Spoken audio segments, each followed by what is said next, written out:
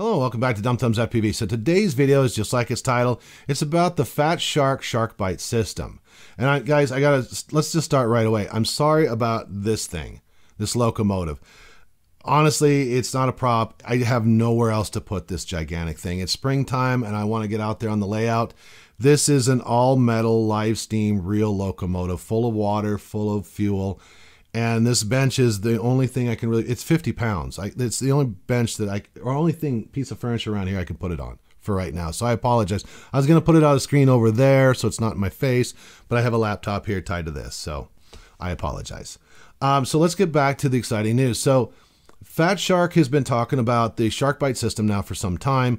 And because of the coronavirus, because of things that have been happening, the Chinese holiday and then the coronavirus broke out, it is actually quite a bit behind right now.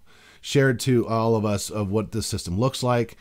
And I think it's a great system. I really do. And it's something that I've known about for some time and I couldn't share it with anyone because I promised I wouldn't. So let's talk about that. So the unit itself, as you can see in a picture here, the unit itself hangs off the front of the goggles. What's that all about? Well, I thought to myself back in about November, December, how are they going to do this? How are they going to take the ground station receivers and shove it into the goggles? Because the ground station receiver is going to require quite a bit more power than an analog receiver. So is this something that's going to eventually burn out the board, the driver board inside of the goggles? How are they going to do this? And I ran across a picture of, I don't know where I found it from. I don't know if Fat Shark did it or somebody did it, but they actually hung like antenna arrays off of the fan shroud itself. And I thought, what an ingenious idea. Why not? And I think Fat Shark has done something like that in the past as well.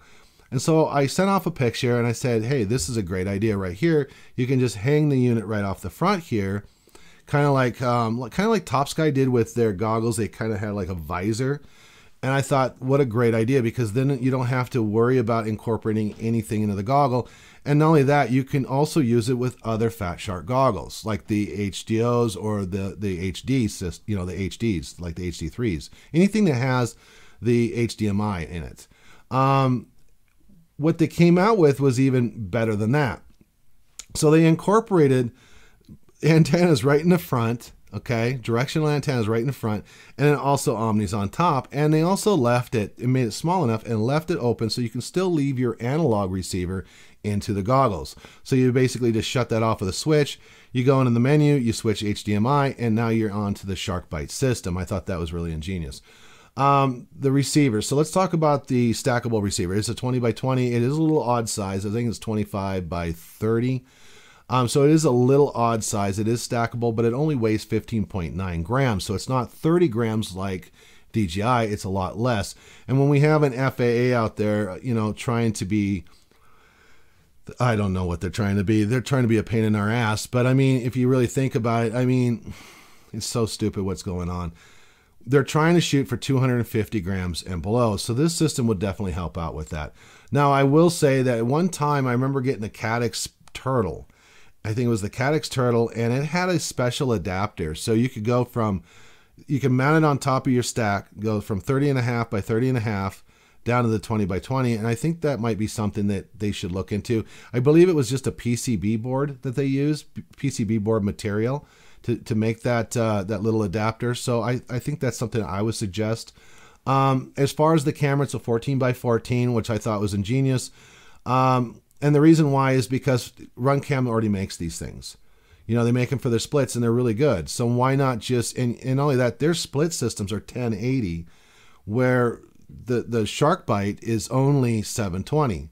So there you go on that. And not only that, they already came with the ribbon cable and everything else. All you had to do is just put the proper chip onto the VTX and boom, there you go. So they definitely went down that route. The 80 millimeter the cable, I think, is going to be good for various things, all the way from whoops and to twigs to toothpicks and 2 inches and 3 inches and 4 inches and 5 inches. So I think it'll be adequate enough. The antenna itself, I think, is an MMCX connector on this one. And also there's more stuff to come that I cannot talk about. Carl from DiviMath and me have exchanged many emails. I am really proud of Carl for changing the power requirements. I do believe the original was 3S to 6S, and now it's 2S to 6S. So that's going to even be more of a variable of frames and sizes that you can put this into. But there is more to come. I just cannot share it because I made a promise that I wouldn't. So anyway, guys, that's all I have to say about this. I hope I can say more in the future. And I hope you like this video, and I hope you're excited about the product. So have a great evening.